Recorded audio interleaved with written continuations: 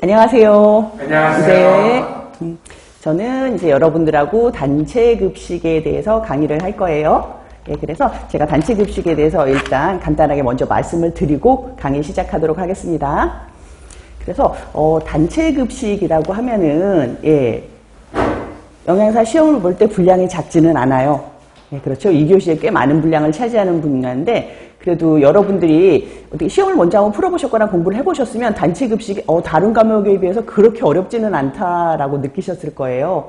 그래서 단체 급식의 특징은 아주 어렵진 않아요. 굉장히 까다로운 문제는 안 나오거든요. 그리고 막 열심히 외워야 되는 문제가 많은 것도 아니에요. 그런데 범위가 너무너무 넓어요.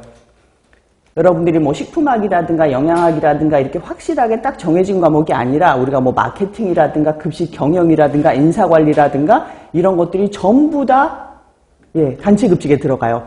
그러다 보니까 범위가 굉장히 넓은데 그래서 저는 단체 급식 공부하라고 할 때 말씀드리는 게 제가 한 20년 이상 강의를 해왔는데 하면서 항상 말씀드리는 게 숲을 먼저 보라고 말씀을 드려요.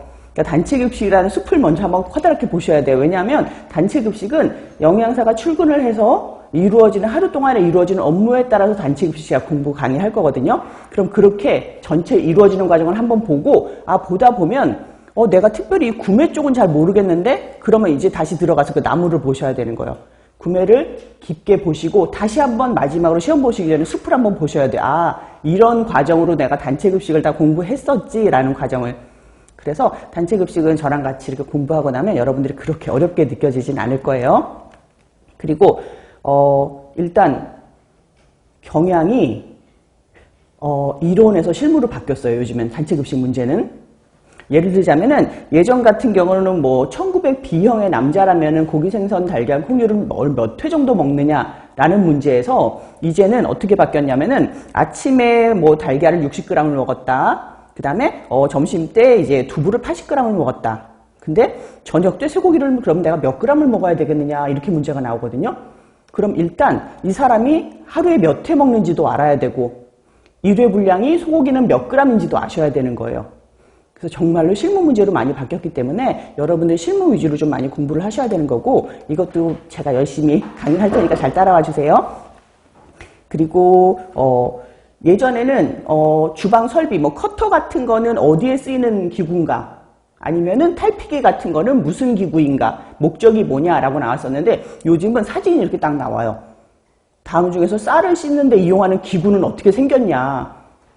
그럼 여러분들이 실제로 주방에서 이렇게 일을 해보신 영양사님이라면 한눈에 딱 알 수가 있는데 여러분들이 예비 영양사님이시잖아요. 좀 낯설게 볼 수도 있는데 그것도 좀 제가 실무 위주로 말씀을 많이 드릴게요.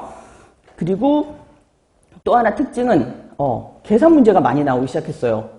그래서 단체 급식 문제 풀 때는 작게는 한 3문제, 많게는 5문제까지 계산 문제가 나오거든요. 근데 계산 문제는 여러분들이 수식을 모르면 전혀 못 푸시는 거니까 계산 문제도 좀 제가 많이 풀어드리도록 하겠습니다. 그리고 저희 뭐 다른 교수님들도 말씀하셨겠지만 저희가 카페가 있어요. 네이버 카페에 들어가서 여러분들이 많이 참고하실 것도 있고 그 다음에 저랑 강의하지 않을 때도 여러분들이 궁금한 거 있으면 거기 올려주시면은 제가 답변 드릴 수 있을 거예요. 네이버에 들어가시면은 우리가 영양만점, 위생만점 카페 있거든요. 들어가서 하시면 되고 그리고 여러분들이 이제 영양사 자격증 따시면 하고 싶은 일이 막 지금 확실하게 정해지신 분들이 그렇게 많지 않죠. 나는 영양사 자격증을 따서 난 이런 영양사를 할 거야 라고는 잘 안 정해있죠. 지금까지는. 그래서 보통 영양사 자격증을 따시게 되면 일할 수 있는 분야가 꽤 많아요. 그쵸? 우리들이 가가지고 병원에 있는 우리가 영양상담하고 환자 치료하는 임상영양사도 될 수가 있고 아니면은 급식소에서 급식을 전담하는 급식영양사도 될 수가 있고 아니면은 보건소에 있는 보건소영양사님도 될 수가 있고 아니면 상담영양사도 될 수 있고 아니면은 우리가 영업을 하는 영업영양사도 될 수가 있어요. 근데 여러분들이 생각하시는 거의 대부분의 영양사님 우리나라 거의 한 90% 이상은 급식영양사로 일을 하고 계시거든요. 여러분들이 딱 영양사 했을 때 딱 떠오르는 그 이미지 급식소에서 메뉴 작성하고 식당 운영하고 그 영양사님들이신데 제가 가르치는 단체 급식은 정말 그 급식에 영양사님들의 실무를 하나로 담아놨거든요. 그래서 여러분들이 물론 영양사 시험 공부하신다고 되게 힘들고 하시겠지만 여러분들이 만약에 급식소 영양사에서 일을 하실 분들이라면은 내가 예비 영양사로서 이 영양사 실무를 먼저 배운다라고 생각하시면 이 단체급식이 되게 재밌게 느껴질 거예요. 재밌게 수업하자는 거죠. 예, 그래서 저도 영양사 실무 경험이 꽤 많기 때문에 여러분들한테 될 수 있으면 정말 실무 위주로 이해하시기 쉽게 설명을 드릴 테니까 잘 따라와 주시면 좋을 것 같습니다. 네. 그래서 한 장만 넘길게요. 단체급식 이론서로 가시면은 여러분들이 실제로 영양사 시험 범위라는 거 찾아볼 수가 있거든요. 그거를 제가 출력을 하나 해드렸어요. 예, 이거 먼저 한번 보시면요. 급식관리, 단체급식에 있어서는 어떤 문제가 나오는지 요게 숲인 거죠. 여러분들이 한번 이런 문제가 나온다라는 거 한번 보고 시작하겠습니다. 그래서 개요 부분에 있어서는 이거를 왼쪽에다 펴시고 단체급식 이론서의 빨간 거랑 같이 볼게요. 그래서 개요에 보시면은 급식 유형하고 체계하고 그 다음에 급식 계획 및 조직에 대해서 설명을 드릴 거예요. 여기서는 이 영양사 단체급식 급식관리 문제는 2교시에 보거든요. 2교시에서 문제가 41번부터 77번까지 우리가 37문항이 나와요. 네. 깜짝 놀랄 것처럼 쳐다보시죠? 예. 문제가 우리가 영양사 시험을 보러 들어가시잖아요. 그럼 2교시에 단체급식 문제가 41번부터 77번까지가 급식관리 단체급식 문제예요. 그래서 이 앞에 나온 개요에서는 지금까지 평균을 내봤거든요. 영양사 시험 문제 나왔던 거를. 그러니까 개요에서는 몇 문제가 나오냐면 4문제가 나와요. 지금까지 거의 한 4, 5년 동안 변함이 없었으니까 아마 요번 회차에도 변함이 없을 것 같아요. 그리고 두 번째 식단 관리인데 이게 정말로 메뉴 관리하는 거거든요. 그래서 요거는 식단 작성 및 평가, 그 다음에 메뉴 개발 및 관리에 대한 게 나오는데 여기서는 문제가 5문제 정도 나와요. 그 다음에 세 번째 구매 관리는 구매, 검수, 저장, 재고 관리, 정말 중요한 재고 관리가 이따 나오게 되는데 여기서는 구매 관리는 6문제가 나와요, 보통. 그리고 4장의 생산 및 작업 관리, 이건 정말로 급식이 만들어지는 과정이에요. 우리가 국 만들고 밥 만드는 과정. 그래서 1번에 수요 예측, 2번에 다량 조리, 3번에 보관과 배식, 4번에 급식 품질 관리, 5번에 급식소 작업 관리라고 해가서 여기는 문제가 생각할 때 어때요? 굉장히 중요한 과정이잖아요. 여기서는 보통 7문제 정도 나왔어요. 많이 나왔었죠. 그 다음에 5번의 위생안전관리는 작업 공정별 식재료 위생, 2번에 급식 관련자 위생안전교육과 관리, 3번에 급식시설 기기 위생관리. 여기에서는 우리가 3문제 정도 나왔어요. 그 다음에 6번의 시설 설비 관리. 이거는 우리가 급식소 설비들 있잖아요. 예, 뭐 아까 말씀드린 세미기라든가 세척기라든가 이런 거. 여기에 있어서는 우리가 2문제 나왔었고, 그 다음에 7번의 원가 및 정보 관리인데요. 이거는 원가 및 재무 관리, 그 다음에 사무 및 정보 관리. 여기서는 우리가 3문제 정도 나왔습니다. 8번의 인적 자원 관리인데 이거는 사람 관리하는 거예요. 우리가 조리사나 조리원들 관리하는 거. 1번에 인적 자원 확보 유지 보상, 그 다음에 2번에 인적 자원 개발, 3번에 리더십과 동기부여 의사소통. 여기서는 5문제 나왔고요. 그 다음에 9번의 마케팅 관리에 있어서는 2문제 나왔어요. 그래서 요거를 몽땅 다 합해는 37문항이고 요게 2교시 때 가장 큰 부분을 많이 차지하게 되는 거죠. 그래서 요거는 여러분들이 국시원 들어가시면은 영양사 시험 범위 치면 다 나와요. 예, 요게 변한 게 한 몇 년 됐는데 만약에 혹시라도 변화가 있거나 하면은 또 금방금방 바로 업데이트 되거든요. 여러분들이 카페에서 보실 수도 있고. 근데 현재까지는 요렇게 시험 범위가 나와 있어요. 그리고 그러면 이제 수업 시작하도록 하겠습니다. 제가 아까 범위가 굉장히 많다고 그랬잖아요. 그래가지고 저희가 분량이 굉장히 많을 거예요, 단체급식이. 그래가지고 제가 좀 빨리빨리 진행을 하더라도 잘 따라와 주세요. 네, 그래서 제가 수업하는 방식은 맨 처음에 제가 키워드 좀 써놨는데 요거를 이번 시간에 하는 것 중에서 키워드 되는 단어거든요. 그렇다고 여러분들이 요거만 달달 외우시면 되는 게 아니라 요 순서대로 제가 수업을 할 테니까 잘 따라와 달라는 거고, 마지막에 수업 마치고 나서 제가 다시 한번 요거는 짚어드릴 거예요. 그리고 제가 뭐 당연히 그다음 기출 문제나 이런 거 중간중간 챕터별로 제가 어떤 식으로 문제가 기출된다라는 거 설명드릴 거고요. 그리고 여러분들이 저랑 3시간 단위로 수업을 하시잖아요. 그럼 요 3시간 끝나고 다음 시간에 오시면은 제가 요 문 앞에다가 기출문제, 제가 키워드 위주로 해가지고 기출문제들을 드릴 거예요. 굉장히 쉬운 문제들이거든요. 그래서 그거는 3시간 단위로 제가 한 번씩 정리해 드리는 거니까 한번 수업 시작하기 전에 풀어보시고 제가 답만 쭈루루 불러드리고 그렇게 시작하도록 하겠습니다. 네, 그래서 요번 시간에 하는 거는 단체 급식, 급식 관리에 있어서 단체 급식의 정의와 목적, 그 다음에 단체 급식에 있어서 특징이 어떤 특징이 있느냐, 그 다음에 문제점이 뭐가 있느냐. 그러면 요 문제점에 플러스 해가지고 개선 방법, 어떤 식으로 개선해 나가고 있다라는 것도 할게요. 그리고 단체 급식의 개선 방향까지 하면서 제가 시간 되면 단체 급식의 순환 관리까지 할게요. 순환 관리. 자, 그래서 책 한번 보실게요. 1페이지.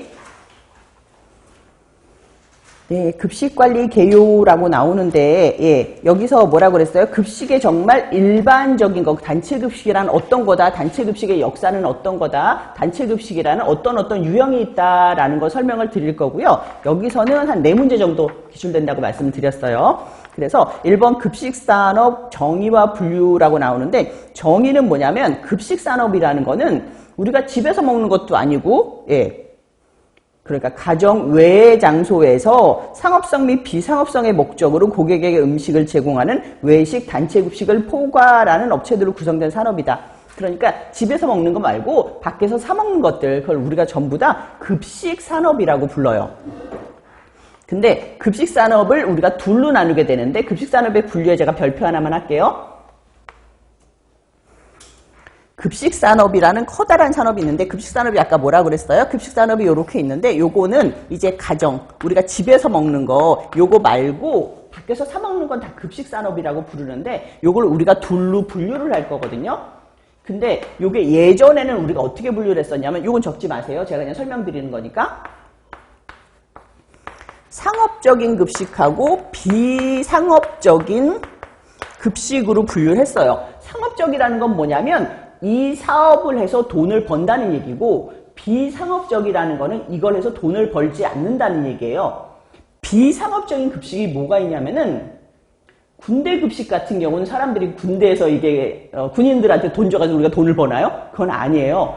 이거라든가 아니면 특히 초등학교 급식이라든가 이런 거는 돈을 뭐 종교적인 급식이라든가 이런 거는 돈을 벌기 위한 게 아니잖아요. 그래서 우리가 일반적으로 단체 급식은 거의 다 비상업적이다. 우리가 뭐 A 공장에서 급식을 제공을 해. 그러면 거기 근로자들한테 밥을 팔아서 우리가 돈을 벌겠다는 의미가 아니고 그냥 그 사람들이 우리 공장에서 일을 하기 때문에 복리후생 차원으로 그냥 급식을 주는 거다라고 생각을 했거든요. 그래서 비상업적인 급식이라고 불렀고 상업적인 급식이라는 건 우리가 일반적으로 볼 수 있는 음식점들, 분식점, 뭐 중국집, 뭐 한식점 아니면 호텔 식당 이런 데를 다 거긴 돈 벌잖아요. 상업적인 급식이다라고 했었는데 우리가 1989년도에 뭐가 발생을 하게 되냐면 우리나라는 특이하게 위탁급식이라는 게 발생을 하게 돼요. 위탁급식이라는 건 뭐냐면 급식을 위탁받아서 운영하는 업체들이 생겨났다는 거죠. 특히나 우리나라는 위탁급식 업체들이 다 대기업이에요.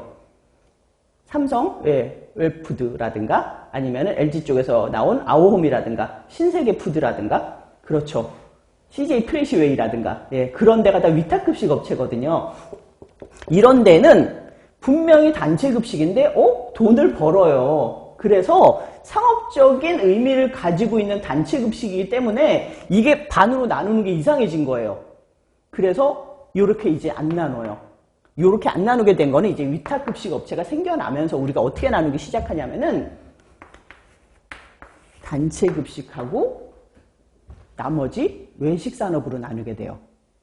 그죠? 그래서 한번 볼게요. 급식산업의 분류는 하나는 외식업. 그죠? 이거는 단체급식이 아닌 것들. 정의를 보시면 일반인들을 대상으로 상업성의 목적으로 음식을 제공하는 업체들로 구성된 산업인데 주로 어떤 게 있냐면 일반 음식점, 휴게 음식점, 출장 외식업, 호텔 및 숙박시설. 여러분들이 바깥에서 볼 수 있는 음식점들, 레스토랑 이런 것들이 다 외식업에 들어가고요. 단체급식은 직영 및 위탁이라고 붙어있죠. 직영만 하는 게 아니고 직영 및 위탁의 형태로 조직의 동그라미 할게요. 특정 구성원들. 그 다음에 지속적으로의 동그라미 할게요. 특정 구성원들에게 지속적으로 음식을 제공한다라는 거거든요. 그래서 주로 어떤 게 있냐면 교육기관, 뭐 산업체, 의료기관, 사회복지시설, 군대급식 이런 것들이 다 단체급식에 들어가게 되는데 단체급식에 들어가려면 반드시 두 가지가 들어가 있어야 되는데 하나는 특정인, 두 번째는 지속성이라는 거예요. 그래서 밑에 비교표 한번 볼게요. 일단 피급식자 어색하시죠? 여러분들 저랑 이렇게 같이 강의를 하다 보면은 이제 단체급식에서 많이 쓰이는 단어들이 있는데 영양사님들이 되게 쉽게 쓰는 단어인데 여러분들이 좀 어색하게 들리는 단어들이 있을 거예요. 그건 제가 그때 정의를 해드리고 그리고 이 말하고 같은 말인데 다르게 쓰는 단어도 있거든요. 그래가지고 그것도 제가 그때 정의를 해드릴 건데 피급식자라는 거는 무슨 말이냐면은 급식을 당하는 사람들이잖아요. 그럼 뭐야? 급식을 먹는 사람들이라는 얘기예요. 급식 우리가 대상자라고 불러요. 그래서 헷갈리지 마실 게 내가 급식자, 피급식자가 아니라 그냥 급식자라고 부르면 급식을 제공하는 사람들 영양사, 조리사, 조리원 이런 사람들을 급식자라고 부르고 피급식자라고 부르면은 급식을 먹는 사람들이에요. 급식 대상자. 그러면 내가 저기 대방열림초등학교에서 피급식자가 누구냐 그러면 대방열림초등학교의 학생들이 피급식자가 되는 거죠. 예, 그래서 피급식자라고 보고 외식업은 뭐라고 나와 있냐면 불특정 다수라고 나와 있거든요. 이건 불특정 다수라는 건 뭐냐면은 특정돼 있질 않아요. 그래서 아무나 먹을 수가 있어요. 여러분들 여기 내려가다 분식집 있잖아요. 그러면은 여기 분식집은 누구만 들어가 이렇게 돼 있지 않죠. 아무나 먹을 수 있잖아요. 그 우리가 불특정 다수라고 불러요. 외식업은 그렇고요. 그 대신에 단체급식은 특정이라는 게 뭐 삼성전자 직원 식당이다. 그러면 삼성전자 직원들이 먹는 식당이잖아요. 그럼 이게 특정이 돼 있는 거예요. A초등학교다. 그럼 A초등학교 학생들이 먹죠. 그럼 A초등학교 학생들이라고 특정인, 우리가 지정이 돼 있는 거죠. 그리고 두 번째 지속성을 하는 건 뭐냐면 계속 먹는다는 뜻이에요. 여기 분식점, 앞에 분식점이 너무 맛있어도 제가 365일 여기서 먹진 않잖아요. 하지만 뭐 삼성전자 직원 식당, 삼성전자 직원들은 여기서 웬만하면 식사를 다 하시거든요. 그게 지속성이에요. 계속해서 먹는다. 그 다음에 메뉴는 외식업 같은 경우는 고정 메뉴예요.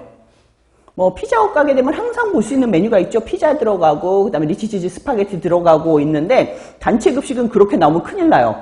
어제 돈가스 먹었는데 오늘 메뉴가 또 돈가스야. 사람들 불만 장난 아니잖아요. 그죠? 그래서 단체 급식 같은 경우는 변동 메뉴가 계속해서 바뀌어야만 돼요. 그리고 가격은 외식업은 다양해요. 굉장히. 뭐 피자 같은 경우는 15,000원에다가 스파게티는 뭐 8,000원에 이렇게 팔잖아요. 하지만 단체 급식은 웬만해서는 한 가지예요. 여기 식당에 딱 들어가요? 그럼 뭐 A 메뉴, B 메뉴가 있더라도 뭐 메뉴는 똑같이 4,000원이라든가 6,000원이라든가 이런 식으로. 그 다음에 수요라는 건 뭐냐면 식수 얘기하는 거거든요, 우리는. 그러니까 수요. 얼마나 구매를 할 것인가 라는 걸 보시게 되면은 이거는 외식업은 변동폭이 클 수밖에 없어요. 오늘 100명이 먹었어. 근데 그 다음날도 100명이 먹고 이러진 않거든요. 그래서 오늘 갑자기 비가 너무 많이 와요. 그러면 사람들이 갑자기 확 줄어. 30명밖에 안 먹었어, 우리 식당. 그럴 수가 있는데 단체 급식 같은 경우는 거의 변동폭이 없다는 얘기예요. 저쪽에 A 공장 같은 경우는 먹는 대상이 우리가 한 200명이다.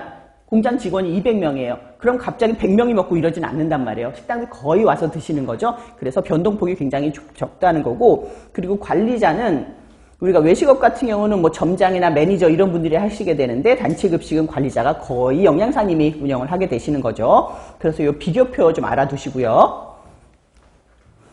그 다음에 여기서는 그래서 챕터별로 제가 설명드린다고 그랬잖아요. 문제가 어떤 식으로 나왔었냐면은 다음 중에서 우리가 급식산업을 외식업하고 단체급식으로 분류한다면 단체급식에 해당하는 업장은 어떤 것이 되는가. 1번 뭐 피자헛, 2번에 무슨 피자헛, 피자밖에 안 나와요. 그죠? 3번에 무슨 분식점 나오고 4번에 뭐 A 초등학교 식당 이렇게 나오면 A 초등학교 식당 고르실 줄 알아야 된다는 거죠. 문제가 더 많이 나온 거는 다음 중에서 외식업에 해당하는 것은 무엇인가라고 할 때 딴 거는 뭐 초등학교 식당, 그 다음에 무슨 병원 식당 뭐 하고 그 다음에 호텔 식당 뭐 이런 식으로. 그럼 호텔 식당이 외식업인 거예요. 이해되시죠? 그 다음에 다음 중에서 단체 급식이 갖는 특징, 가장 큰 특징 두 가지는 무엇인가라고 하면은 특정인이 지속적으로 식사를 한다. 그 두 가지 골라낼 수가 있어야 되고요. 이거는 만약에 문제를 약간 비틀어가지고 단체 급식의 메뉴 운영상의 특이점은 무엇인가라고 해도 특정인이 지속적으로 식사를 한다는 거예요. 그리고 단체 급식의 뭐 원가 관리상 특이점은 이라고 해도 특정인이 지속적으로 식사를 한다는 거예요. 그 두 가지가 항상 그 특징이라는 거죠. 그리고 세 번째 급식 산업의 최신 경향인데 이거는 문제가 이게 1번이 나온 문제가 많았어요. 단체 급식 문제 아까 말씀드렸잖아요. 37문제라고. 1번 문제로는 항상 여기서 나올 수밖에 없잖아요. 예. 근데 그 중에서 급식 산업의 최신 경향이 아닌 것은 하고 물어보는 문제가 꽤 많았어요. 왜냐하면 이게 매년 바뀌거든요. 사람들이 경향을 이제 이해하는 문제가 나오게 되는데 일단 최신 경향이라고 보면 위탁 경영이 많이 늘어나고 있고요. 아까 말씀드린 위탁 급식 업체가 많이 늘어나고 있고 그다음에 프랜차이징이라는 거는 프랜차이즈 업체 알죠? 그래서 예전에는 프랜차이즈 업체가 급식소에 들어가지는 않았었거든요. 근데 여러분들 외국 나가면은 그 미국만 해도 급식소 안에 스타벅스가 들어와 있어요. 피자헛이 들어와 있고. 근데 우리나라도 좀 그런 식으로 변하기 시작한 게 이제 급식소 여의도나 이런 데 가잖아요. 그럼 그 안에 뭐 이디야가 들어와 있고 뭐 다 들어와 있어요. 이렇게 프랜차이즈가 들어와 있어요. 그 다음에 조금 이렇게 좀 메뉴가 많은 식당 간다? 그러면은 뭐 메뉴가 보통은 뭐 학교나 이런 데 메뉴가 한 가지밖에 안 나가지만 저기 뭐 여의도나 이런 데 증권가 같은 데 가면 삼성전자 이런 식당 가게 되면 메뉴가 한 끼에 7가지 뭐 이렇게 나오거든요. 그러면 그 중에 하나는 프랜차이즈를 넣어놔요. 예를 들자면 한촌 설렁탕이 하나 껴있다든가 이런 식으로. 예, 그렇게 약간 프랜차이징화도 되고 있어요. 그 다음에 사업이 다각화되고 있고 프리미엄 급식. 프리미엄 급식이라고 하긴 좀 애매한 게 요즘 여러분들 밖에 나가서 외식 드시려면은 만 원 이상 줘야 되잖아요. 그죠? 10,000원 이하로 나오는 음식이 없을 정도인데, 그래서 여러분들이 런치플레이션 막 이렇게 얘기하잖아요. 이게 점심값이 너무 올라가고 있어가지고 오히려 급식소를 많이 찾는다고 사람들이. 그래서 이 급식소도 금액이 좀 올라가고 있어요. 그리고 친환경, 그 다음에 IT와 웰빙 접목되고 있고, 그 다음에 가정식사 대체품이라고 그래가지고 홈밀 리플레이스먼트라고 그래서 예전에는 이런 거 생각 못 했는데 요즘 와가지고는 이 HMR이 굉장히 많이 늘어났어요. 그래서 백화점 같은 데 가면 우리가 스파게티 같은 거 다 조리해 놓은 거 우리가 데워 먹기만 하면 되고 이러잖아요. 그런 식으로 판매를 한다거나 아니면 밀키트를 판매한다거나. 그래서 이 홈밀 리플레이스먼트 이게 좀 많이 늘어났습니다. 그 다음에 글로벌화되고 있고요. 우리나라 이제 급식소에서도 뭐 쌀국수 같은 거 쉽게 먹을 수 있고 이렇잖아요. 예, 글로벌화돼 있고, 그 다음에 배달식, 이거는 코로나 때문에 이제 배달식이 많이 늘어났고, 그 다음에 무인화, 사람 없이 왜 키오스크 같은 걸로 그냥 예전에 식권 같은 거 구매할 때 이렇게 뭐 이렇게 캐셔분이 앞에서 식권 구매하고 이러는 거 해주셨거든요. 근데 요즘은 이제 무인화, 코로나 때문에 무인화 바람이 불다 보니까 키오스크로 그냥 구매를 하고 이러는 거 아니면은 제가 어플로 구매를 해가지고 여기서 식권 대체하고 이러는 것들이 많이 늘어났습니다. 그다음에 푸드테크. 이거 푸드테크는 우리나라가 정말 앞서가고 있거든요. 테크놀로지 강국이다 보니까. 그래서 제가 얼마 전에도 한 초등학교를 갔다 왔는데 이제 한 10억 정도 들여서 완전 그 기계를 갖다 다 집어넣었더라고요. 그래서 튀김도 기계가 하고 튀김이 위험한 작업이잖아요. 거기서 이제 안전사고가 많이 나거든요. 그래서 튀김도 기계가 하고 그 다음에 우리 정말 힘든 웍 있잖아요. 웍 이렇게. 웍 같은 경우도 기계가 해요. 이게 사실 손목 나가는 작업이거든요. 그것도 기계가 하고 기계가 쫙 깔렸더라고요. 그래서 이렇게 푸드테크 이런 것도 많이 늘어나고 있고 그래서 여기서 문제 경향은 하나밖에 없었어요. 다음 중에서 급식산업의 최신 경향인 것은 그리고 여러분들 다른 과목도 마찬가지지만 문제 유형 자체가 옳지 않은 것은 뭐뭐 안 하는 것은 안 나와요. 뭐뭐인 것은 하고 나오거든요. 다음 중에서 최신 경향이 아닌 것은 하고 문제 거의 안 나와요. 다음 중에서 최신 경향인 것은 그래서 부정적인 문제는 안 나오거든요. 근데 뒤편에 가다 보면은 부정적인 문제들이 있을 텐데 그건 다 기출문제들 제가 적어놓은 거니까 여러분들 참고하시고 영양사 시험 공부하실 때는 이렇게 뭐뭐인 것은으로 많이 공부하시면 좋을 것 같습니다. 그래서 문제 지금까지 나왔던 거 제가 간단하게 설명을 드리면은 오답으로 나왔었던 게 한국의 단체급식은 상업적인 급식과 비상업적인 급식이 뚜렷하게 갈라지는 경향을 보이고 있다. 틀린 답이에요. 왜냐하면 둘 사이에 위탁급식 업체가 생겨나면서 이게 희미해져가지고 이게 완전히 없어진 거거든요. 그렇죠. 이 경계는 뚜렷해지게 희미해지고 있었고요. 또 틀린 답으로 나왔던 게 뭐냐면 급식업계 같은 경우는 이 메뉴나 이런 게 너무 중요해지다 보니까 위생이나 시설 관리는 별로 안 중요해졌다. 뭐 이런 거. 그런 것도 아닌 거죠. 네, 그런 거 찾을 수 있어야 됩니다. 그 다음에 이번에 단체급식의 정의와 목적인데요. 자, 이 부분이에요. 단체급식의 정의는 지금까지 계속 말씀드렸어요. 두 가지가 뭐다? 특정인에게 지속적으로 음식을 제공하는 거다. 그래서 보시면 기숙사, 학교, 병원, 산업체 등에서 특정한 사람들을 대상으로 지속적으로 음식을 제공하는 것을 우리가 단체급식이라고 부른다. 그래서 식품위생법 제2조 12항에 의하면 집단급식소란 여기서 여러분들 주의하셔야 될 게 이 법이 생겨서 위탁급식이 생겨난 지 얼마 안 됐거든요. 그러다 보니까 아직까지 집단급식소의 정의에는 뭐가 들어가냐면은 줄 끌게요. 영리를 목적으로 하지 아니하면서 라는 게 들어가야 돼요. 집단급식소는. 그 다음에 특정 다수인 줄 끌게요. 그 다음에 세 번째 계속하여. 그래서 만약에 법적으로 집단급식소의 정의를 묻는다면 이 세 가지가 들어가야 돼요. 영리를 목적으로 하지 아니하면서 그 다음에 특정인 지속성. 우리 지금까지 배운 거는 단체급식은 아까 특정인에게 지속적으로 말씀드렸죠. 법적으로 집단급식소는 영리를 목적으로 하지 아니하면서 라는 말도 들어가야 맞습니다. 그 다음에 다음 어느 하나에 해당하는 급식시설 보면 기숙사, 학교, 유치원, 어린이집, 그 다음에 병원, 사회복지시설, 산업체, 국가, 지방자치단체, 공공기관, 그 밖에 후생기관 그리고 식품위생법 시행령 제2조에 의하면 집단급식소는 이거 동그라미 할게요. 1회 몇 명? 50명 이상에게 식사를 제공하는 급식소를 말한다. 집단급식소는 몇 명? 1회 50명 이상. 그러니까 여러분들이 어린이집 같은 데 있잖아요. 한 번에 뭐 식사를 뭐 25명밖에 안 한다. 그러면 거기는 집단급식소 허가를 받지 않고 운영을 해요. 근데 우리들이 단체급식소라고 여러분들이 가서 일하시게 될 영양사들이 일하시게 될 급식소 있잖아요. 그런 데는 거의 집단급식소예요. 사실 뭐 50명 하면서 영양사를 두고 이러진 않거든요. 그래서 이런 집단급식소는 1회 50명 이상 식사를 하는 데는 집단급식소 허가를 받아야 된다라는 거예요. 그 다음에 식품위생법 시행령 제21조 8항에 의하면 위탁급식 영업이라는 건 집단급식소를 설치 운영하는 자와의 계약에 따라서 그 집단급식소를 위탁 운영해주는 데다라는 거고요. 요 정의와 목적에서 문제가 어떻게 나왔었냐면은 집단급식소는 1회 몇 명 이상? 50명 이상이라고. 그리고 집단급식소의 정의는 뭐다? 영리를 목적으로 하지 아니하고 지속적으로 특정인에게 식사를 제공하는 데다라는 거. 그리고 이번에 목적의 별표 하나만 할게요. 이건 문제 많이 나와요. 도대체 단체급식을 그럼 하는 이유가 뭐냐? 목적이잖아요. 목적은 근데 왜 문제가 많이 나오게 되냐면은 두 가지 유형으로 나뉘게 돼서 그래요.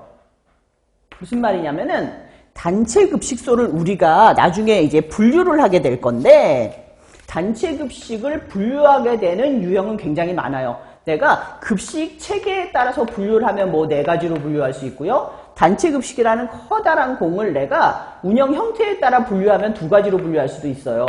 하지만 우리나라는 어떻게 분류하는 게 가장 많냐면은 여러분들 단체급식에서 혹시 선배들이나 이런 분들 가서 일하실 때 얘기하는 거 들어본 적 있어요? 너 학교급식에서 일해? 아니면 산업체급식에서 일해? 식사를 하는 대상에 따라서 나눠요, 우리나라는. 초등학교급식, 중학교급식, 고등학교급식, 산업체급식, 공장급식, 뭐 소방서급식, 별로 없지만 지금 뭐 교도소급식, 군급식 이런 식으로 아까 말씀드린 피급식자, 식사를 하는 급식 대상자에 따라서 분류를 한다고요. 그래서 아까 말하는 목적 2가지는 뭐냐면 첫 번째는 우리가 고유의 목적이라고 부르는데 이거는 식사를 하는 대상에 따라서 달라요. 내가 환자들한테 급식을 제공하는 목적하고 초등학교 어린이들한테 급식을 제공하는 목적은 분명히 달라요. 환자들한테 내가 치료를 대상으로 치료를 하기 위해서 급식을 제공하는 거고, 초등학교 대상은 이제 성장 발육 열심히 잘 자라라고 우리가 급식을 제공하는 거잖아요. 그래서 고유의 목적이 있는 반면에 두 번째는 뭐냐면 급식을 제공하는 모든 데 해당하는 거. 이 사람들과 건강을 유지하기 위해서 내가 제공을 한다든지 이런 거는 일반적인 공통의 목적이 되는 거예요. 자, 그러면 볼게요. 1번의 공통의 목적은 뭐냐면 피급식자들의 건강 유지 및 증진. 그죠? 건강하라고 우리가 음식 제공하는 거고, 그 다음에 편리성 제공하고 비용도 절감하려고. 우리가 한 사람 한 사람 도시락 싸우는 것보다 전체로 구매하게 되면 아무래도 구매력도 훨씬 높아지고, 만드는 과정에 있어서 우리가 스케일의 법칙에 의해 가지고 우리가 훨씬 더 저렴하게 구매를 할 수가 있겠죠? 그 다음에 인간관계 육성하고 사회성 함양, 식사하면서 이제 친해지고 하라고. 그 다음 피급식자에 대한 휴식처 제공, 그 다음에 자원의 효율적 경제적인 활용에 기여한다라고 보는데, 정말 중요한 게 이 고유의 목적이거든요. 우리가 산업체 급식 같은 경우는 어떻게 이루어지냐면 생산성 향상과 복리 증진. 우리 회사에서 일하는 사람은 우리가 급식을 제공합니다. 복리 증진하기 위한 거예요. 그리고 두 번째, 학교는 바람직한 식습관 형성과 교육활동 효과를 증진시키고, 세 번째, 병원은 병원 치료 및 회복을 돕기 위해서 우리가 급식을 제공을 합니다. 그 다음에 군대는 군력을 증진하기 위해서, 그다음에 사회복지시설은 가정적인 분위기를 조성하기 위해서, 아동복지시설은 신체적 정신적으로 이제 건강하게 육성하기 위해서, 그리고 교도소는 교정활동 지원하려고. 그래서 문제가 어떻게 나오냐면은 다음 중에서 공통의 목적에 해당하는 것은 이라고 하는데 1번에 뭐 병원 치료 목적 뭐 이렇게 나오면 아니죠. 공통의 목적이 아니에요. 그거는 병원의 목적이거든요. 그래서 1, 2, 3, 4, 5번 중에서 공통의 목적이 하나 껴있거든요. 공통의 목적 골라낼 수가 있어야 되고, 또 두 번째로 유형은 뭐냐면은 다음 중에서 고유 목적을 잘못 연결한 것은, 잘 연결한 것은 할 때 뭐 아동복지시설을 해놓고 치료의 목적 이러면 틀린 거잖아요. 그래가지고 잘 연결시키는 것까지 문제가 나올 수 있기 때문에 여러분들이 이거 두 가지로 나눠서 알아두시면 좋습니다. 그 다음에 세 번째, 단체급식의 순환과정인데요. 단체급식의 순환과정이라는 건 뭐냐면 제가 맨 처음에 말씀드린 숲이에요. 단체급식이 어떤 순서에 의해서 이루어지게 되느냐. 여러분들이 가서 영양사님으로 일하게 되시면은 사이클이 있잖아요. 사이클, 삶의 내가 업무 사이클, 반복되는 단위가 있잖아요. 그러면 한 달에 한 번씩 여러분들이 재고조사라는 걸 해야 돼요. 창고 가서 재고조사. 그런 건 한 달에 한 번씩 이루어지는데, 일반적으로 급식이 이루어지는 과정은 얼마에 한 번 이루어지냐면 하루에 한 번씩 반복이 돼요. 내가 오늘 점심을 제공했어. 그럼 그 다음날 점심도 제공을 해야 되고, 그 다음날 점심도 제공을 해야 되고. 그래서 영양사님들 업무 사이클은 거의 하루라고 보시면 돼요. 그렇죠? 그래서 그 하루를 제가 설명을 드릴게요. 이게 단체급식의 순환과정이라고 부르는데요. 이 수요 예측하고 메뉴 계획은 제가 하나로 묶어 놓을게요. 수요 예측하고 메뉴 계획은 하나로 묶어 놓을게요. 이걸 수요 예측을 먼저 하는 사람도 있고 메뉴 계획을 먼저 하는 데도 있거든요. 수요 예측이라는 건 뭐냐면 과연 오늘 몇 명이 먹을 건가. 사실 영양사님 같은 경우는 단체급식에 가면 식수 차이가 아까 많지 않다라고 그랬어요. 내가 공장에서 근무를 하는데 우리 직원이 몽땅 식사 대상이 200명이야. 근데 어쩌다가 여기 손님이 와가지고 뭐 2명이 늘어날 수도 있고 갑자기 이 사람이 연차를 내가지고 빠질 수도 있고 하잖아요. 그러면 여기서 플러스 마이너스 그렇게 크진 않는데, 이런 데는 사실 문제가 안 되는데 저쪽에 여의도에 있는 증권 식당이라든가 이런 데는 막 벚꽃 피고 이러면 사람들이 다 나가서 식사하신단 말이에요. 그죠? 비 오면 다 들어와서 식사하고. 그러다 보니까 이 수요, 과연 몇 명이 먹을까 예측하는 게 중요해요. 영양사님이 이거 맞추기 정말 힘들거든요. 나는 식사를 오늘 300인분을 준비했는데 100명밖에 안 먹었어. 이럴 수도 있고요. 내가 300인분을 준비했는데 넘었어. 350명이 왔어. 그럼 50명은 못 먹는 거잖아요. 그런 식으로 우리가 수요 예측하는 게 굉장히 중요하고요. 수요 예측하는 건 저랑 생산관리 시간에 따로 또 배울 거예요. 그리고 그래서 메뉴 계획이라는 건 어떤 메뉴 짤 것인가, 오늘 메뉴를 뭘 제공할 것인가 라는 거고, 그 다음에 소요량 파악이라는 건 그럼 과연 오늘 내가 미역국을 했는데 그럼 미역을 몇 그램을 구매해야 될 것인가 라는 거예요. 그 다음에 발주는 시키는 거죠. 물건 시키는 거. 그 다음에 구매는 물건이 들어오는 거, 그 다음에 검수는 물건을 검사하는 거, 제대로 들어왔는지, 나는 오이를 갖다 2박스 시켰는데 실제로 2박스가 들어왔는지, 싱싱한 오이가 들어왔는지, 그게 검수 과정이고요. 그 다음에 저장이라는 거는 아주 냉동식품이 들어왔어. 그럼 내가 냉동고에 넣어야 되잖아요. 그죠? 쓰기 전까지는. 그 다음에 생산. 우리가 조리하는 거를 생산한다고 얘기하거든요. 생산관리, 그 다음에 배식, 실제로 음식을 제공하는 거. 그 다음에 회계. 오늘 과연 몇 명이 왔고 내가 몇 끼를 팔았고 이게 금액으로 치면 얼마가 나갔는지. 그리고 피드백 같은 건 오늘 내가 300인분을 준비했는데 사람이 100명밖에 안 왔어. 그러면 내일 발주를 여러분들이 300인분을 할까요? 아니잖아요. 그죠? 이런 식으로 피드백이 나가는 걸 의미하는 거고, 내가 오늘 시금치를 인당 70g을 준비했는데 저기 잔반통 가니까 시금치 밭이야. 사람들이 시금치는 다 버렸어. 그러면 다음번에 70g 제공하면 안 되잖아요. 예. 라든지 이런 피드백 제공하는 거예요. 그래서 요게 하나의 단체급식 순환 과정이라고 보시면 되고요. 밑에 나와 있는 플랜 CC 평가라는 거는 우리가 플랜 2C, 플랜 2C 이렇게 많이 얘기하거든요. 이거는 뭐냐면 우리가 계획을 세우고 실행을 하고 평가를 하는 거. 이거 우리가 경영관리 기능에 있어서 PDS 이렇게 부르잖아요. 플랜 2C. 그래서 보시면 여러분들이 앞으로 저랑 영양사 업무 엄청나게 많이 배울 건데 저랑 이 단체급식 시간에 배우는 건 다 영양사 업무예요. 그래서 제가 영양사 업무 뭡니다라고 일일이 나열 안 해드릴 거예요. 그냥 저랑 하는 거 다 영양사 업무라고 생각하시면 되는데 그 영양사 업무를 3개로 나눴어요. 어떻게? 계획, 실시, 평가로. 그래서 계획에 해당하는 건 인력계획. 과연 내가 조리원을 몇 명을 쓸 것인가. 그 다음에 영양계획, 몇 칼로리 제공할 것인가, 그 다음에 메뉴계획, 어떤 메뉴 줄 것인가, 그 다음에 운영계획, 구매계획, 식수예측, 조리계획, 이거 다 계획에 해당하는 거고요. CC는 실제로 운영하는 거. 식단 작성하고 구매, 검수, 저장, 조리, 생산, 배식, 인력관리, 설비관리 이런 거 전부 다 실시에 해당하고요.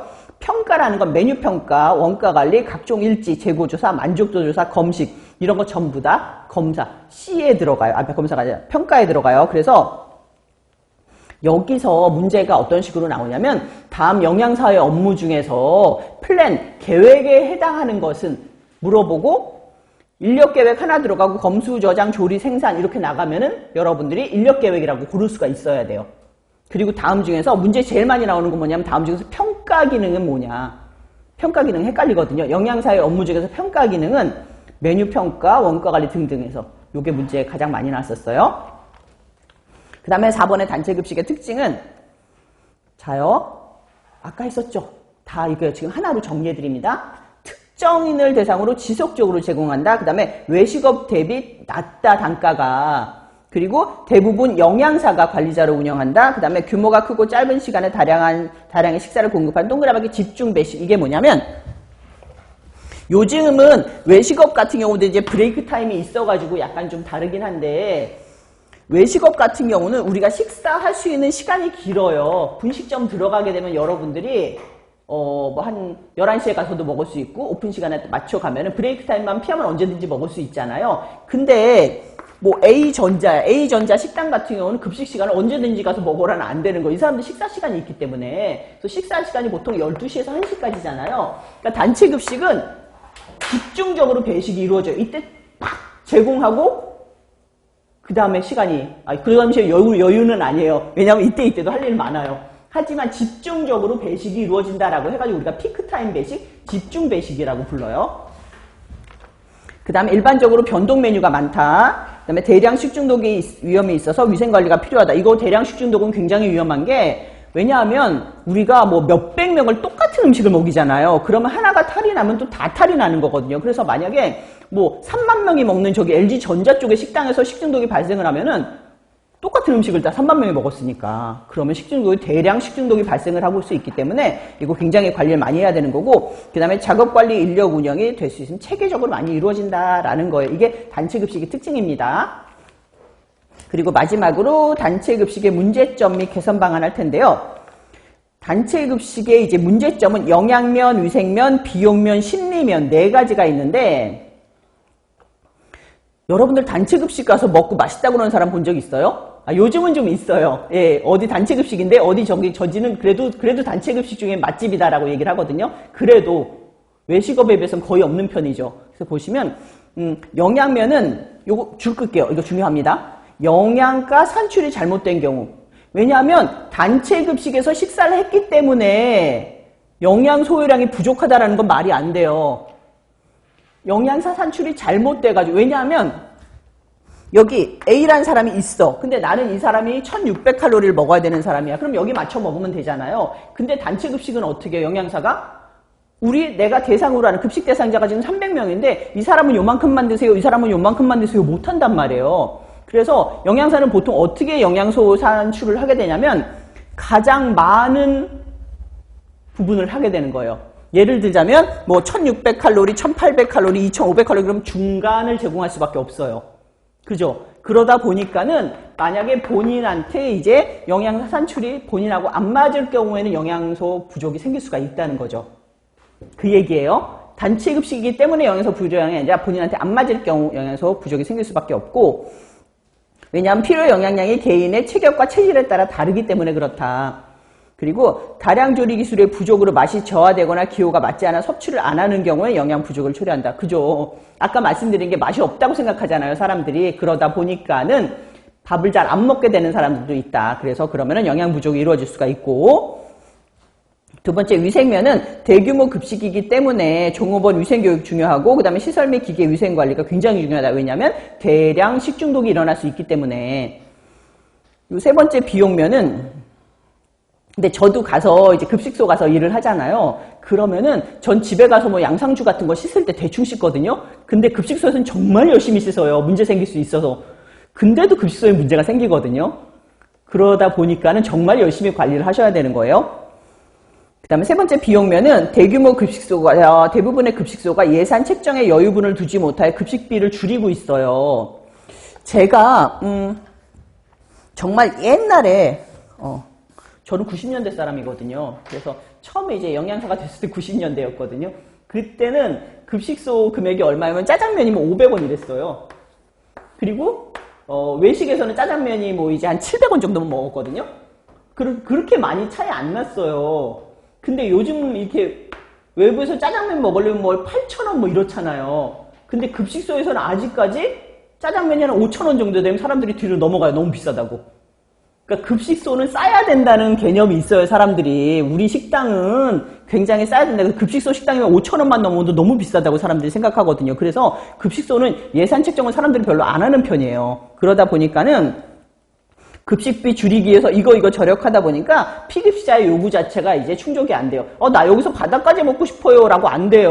5,000원에 무슨 바닥까지가 나가겠어요. 그게 안 되다 보니까 이 비용 면에 있어서 좀 그런 부분이 있죠. 그래서 실제로 급식소가 가장 좋은 위치가 어딜까요? 제가 시설 관리할 때 한번 배우긴 할 건데, 급식소, 식당이 가장 좋은 위치가 어딜 것 같아요? 건물이 이렇게 있으면? 1층이에요, 1층. 1층에 식당 있는 거 보신 적 있어요? 없죠. 우리들이 커피숍 있잖아요, 1층에는. 여기 은은하게 커피향 나라고. 그래서 보통은 우리나라 급식소 식당은 어디 있냐면은 지하에 있어요. 예, 지하 1층에 가장 많죠. 거기가 땅값이 싸기 때문에. 그렇게 한데 가장 좋은 데는 1층이라고 얘기를 하는데, 지하 1층에 있게 되면은 뭐가 문제냐면, 여러분들 그런 얘기 들어본 적 있죠? 위에서 일하시는 분들이, 오늘 점심 카레인가 봐. 왜냐면 다 올라와, 냄새가. 지하에서. 예. 그래서 환기가 안 돼요, 지하는. 그렇기 때문에 사실은 1층에 있는 게 가장 좋고요. 그 대신에 요즘 저 여의도나 이런 데 가게 되면 스카이 라운지에 식당을 둔 데가 있어요. 우리 식당 스카이 라운지에 둔다, 이렇게. 근데 스카이 라운지에 두면 너무 좋거든요. 환기가 얼마나 좋겠어요. 거기다 사람들도 뷰가 너무 좋죠, 식사하면서. 근데 문제점이 뭐겠어요? 맞아요. 우리가 물건을 구매하잖아요. 물건 구매해서 옥상까지 올려야 돼요, 그 물건을. 그쵸. 그러니까 이거 옮기는 식당 관리자들이 너무 힘들다는 거죠. 그리고 만약에 여기서 잔반이 발생을 했어. 쓰레기는 또 밑으로 내려야 돼, 1층까지. 예. 그래서 사실 1층이 가장 좋은 위치라고 얘기합니다. 그 다음에 4번의 심리면. 이거는 가정식에 대한 향수로 급식에 대한 적응을 못하기 때문에 우리가 일반적으로 집에서 쓰는 레시피가 몇 개나 될 것 같아요? 100개가 안 된대요. 우리 엄마가 하는 뭐 김치찌개, 된장찌개 이렇게 다 해도 100개가 안 되거든요. 근데 사람들이 너무 맛있다고 하는데, 여러분들이 영양사님 되셔가지고 이제 레시피 관리하실 거잖아요. 레시피 관리하게 되면 통상적으로 뭐 2만 개, 3만 개 관리하세요. 근데도 다양하지 않다고 느끼거든요, 사람들은. 그래서 약간 심리적인 것도 적용을 한다는 거죠. 여기서는 문제가 다음 중에서 단체급식의 문제점이 제대로 된 것은 하고 할 수 있거든요. 그래서 그런 거 써야 되고, 마지막으로 개선 방안 빨리 할게요. 그러면 이런 문제가 있기 때문에 이제 개선 방안이 마련이 됐는데, 일단 기호도 충족 및 잔식 해소를 하기 위해서 여기서 잔식 하나 제가 체크해 드릴게요. 다음번에 또 짚어드리긴 할 건데,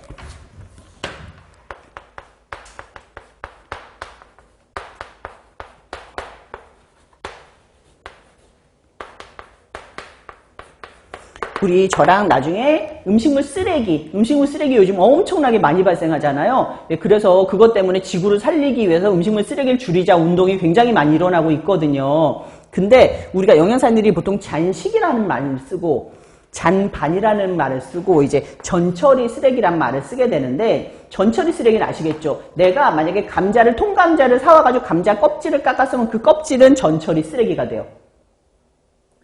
양상추를 사왔는데 양상추 끝에 막 겉에 거죽에 좀 거친 부분들 있잖아요. 그걸 껍데기는 벗겼어. 그러면 그 껍데기가 전처리 쓰레기가 되는 거예요.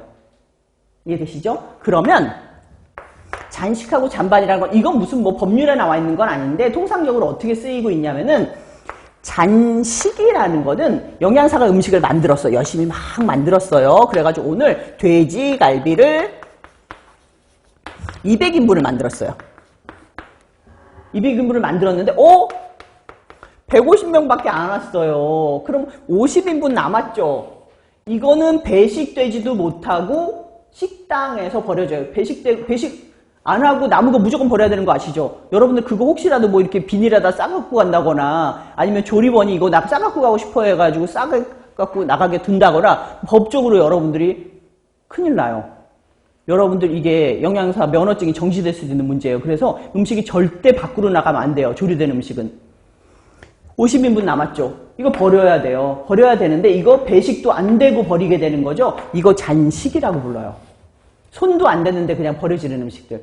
뭐 시금치 무침을 내가 200kg를 했는데 150kg가 남았어. 버려야죠. 잔식이에요. 그럼 깨끗하게 버려지는 게 잔식이고, 잔반은 뭐냐면 음식이 사람들이 타갔는데 남겼어요. 먹다 말고 남겼어. 그쵸? 이 사람이 만약에 돼지갈비를 내가 120g을 한 사람이 타갔는데 이 사람이 입맛이 없어서 돼지갈비를 한 60g 남겼어. 그래서 그거를 국그릇에 담아가지고 쓰레기통에 버렸단 말이에요. 그걸 우리가 잔반이라고 불러요. 실제로 음식물 쓰레기를 이렇게 세 가지를 놓고 보면은, 영양사님들이 운영을 잘하고 내가 수요 예측을 엄청나게 잘하면은 잔식은 거의 없어요. 근데 실제로 영양사님들이 운영을 잘 못한다거나 수요 예측을 잘 못하면 이 잔식이 엄청나게 생겨요. 이 잔반하고는 비교가 안 될 정도로 생겨요. 생각해보세요. 내가 500인분 준비했는데 100명밖에 안 먹었어. 그럼 400인분 버리는 거예요. 그쵸? 그런 게 잔식이거든요. 그래서 보통 일반인들 이렇게 식사하시는 분들은 우리 잔반도 별로 안 나오고 이러는데 음식물 쓰레기가 왜 저렇게 많아? 라고 하면은 그거는 전처리 쓰레기거나 아니면 그냥 버려지는 잔식인 거죠. 그래서 잔식 해소, 이거 하기 위해서는 설문조사 할 수밖에 없어요. 지금 식사하는 사람들이 과연 시금치를 좋아하는지 돼지갈비를 좋아하는지 설문조사를 해서 이 사람들이 좋아하는 음식을 제공할 수밖에 없다는 거죠. 그리고 급식관리자의 자질 향상, 그리고 위생적인 급식관리에서 우리가 뭐 해썹이라든가 이런 인증받기도 하고, 그 다음에 합리적인 경비 절감을 위해서는 계절식품을 구매한다거나 대량 구매한다거나 이런 게 있습니다. 합리적인 경비 절감, 제가 재미난 얘기 해드릴까요? 지루해 하시는 것 같아서.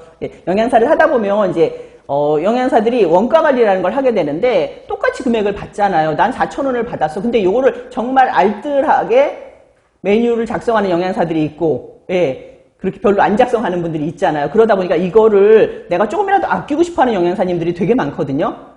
그래서 합리적으로 경비 절감을 해야 되는데 좀 무리수를 두는 사람들이 많단 말이에요. 그래서 이 설렁탕 같은 거 끓일 때 우리가 사골이라든가 이렇게 아니면 잡뼈 같은 걸로 이렇게 끓이거든요. 근데 그렇게 안 하는 대신에 우리가 정말 획기적인 방법이 있잖아요. 우리나라에는 커피 프리마그 하는 그 크림을 타면 근사하게 나와요. 색깔이 뽀얗게. 그래서 또 그 프림 냄새를 없애려고, 크림 냄새를 없애려고 거기다 또 고춧가루 붓고 막 이러거든요. 근데 정말 근사하게는 그렇게 하는 분들도 있어요. 그렇게 한다거나 아니면은 추어탕 아시죠? 추어탕이 예전에는 사람들이 별로 안 먹었는데 요즘은 추어탕은 되게 보양 음식이라고 그래서 급식에서도 자주 나가거든요. 근데 급식에서 지금 그렇게 자주 못 나가는 이유는 비싸서 그래요. 추어탕이 엄청 비싼 요리거든요. 그래서 추어탕이 비싸다 보니까 그거를 약간 비슷하게 나가려고 어떻게 하시냐면 제가 그렇게 하라는 게 아니라 이런 경우도 있었다고 말씀을 드리는 거예요. 그래서 고등어 있잖아요. 고등어를 머리째로 다 갈아버리면 끓이고 나면 추어탕 맛이 나요. 그리고 씹는 질감이 추어탕이랑 비슷해요. 고등어는 또 얼마나 싸요. 그러니까 고등어를 통째로 갈아서 추어탕처럼 끓이면 사람들이 추어탕인 줄 알고 드시더라고요. 그럴 때는 거기다 추어탕이라고 쓰시면 안 되죠. 그러긴 하지만 그러는 경우도 있고, 그리고 우리 예전에 막 대파 엄청 비쌌던 데 아세요?